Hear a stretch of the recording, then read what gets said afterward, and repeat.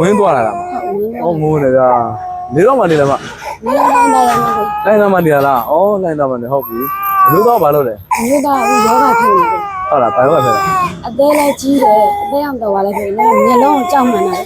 ဆရာဝန်ကခွဲမှရမယ်လို့ပြောတယ်ခွဲလည်းမခွဲနိုင်ဘူး မီးလေးဘာဖြစ်လာလဲ လုံးမလုံးနဲ့တော့ကိုရနုံးမောင်လည်းမတန်းရတဲ့ခါရှိတယ်အဲ့ဒါအဲ့လို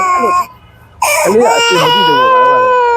ဇောကတော့အချင်းမသိဘူးအဲ့လိုဝမ်းသွားလိုက်ဆေးရုံသွားပြလိုက်တော့ ဟုတ်မယ်ကျွန်တော်လေးလောလောဆယ်အလူငွေလေးနှစ်သိန်းလူပေးလိုက်မယ်နော်အဲ့ဒါတခြားလေးကူနော်အလူငွေနှစ်သိန်းပါအလူရှင်လေးစုတော်ပြပါဦးမ သူပြောလို့ပြောမှတော့မသိပါဘူး ရတယ်မနော်အဲ့ဒါတခြားလေးကူလောတာလေးတောင်းနော် ကိုကြီးက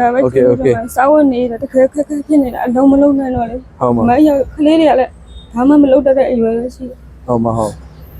โอเค အေးရကြလည်းဘာမှမလုံးနိုင်နေ လက်ရှင်ဝတာလား စပင်းညက်ပြီးကိုရကထမင်းစားရမရှိဘူးသူ့ဖေကိုလည်းဆေးဝယ်ဖို့မရှိဘူးညက်လိုက်ရ ဩ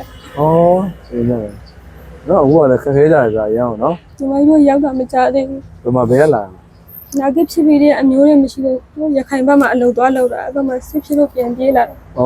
ဘက်စီကအဝယ်စားတော့မပေါ့ဒီရောက်တော့အဲ့လိုပဲဖြစ်တဲ့ကျုံတဲ့အလုကလေးကိုလှုပ်စားနေတာ ဟုတ်ကဲ့ ရောက်တော့ယောက်ျားအလုကလုံးဝမလုံးနိုင်တော့ โอเคဒီဆက်တော့မနော်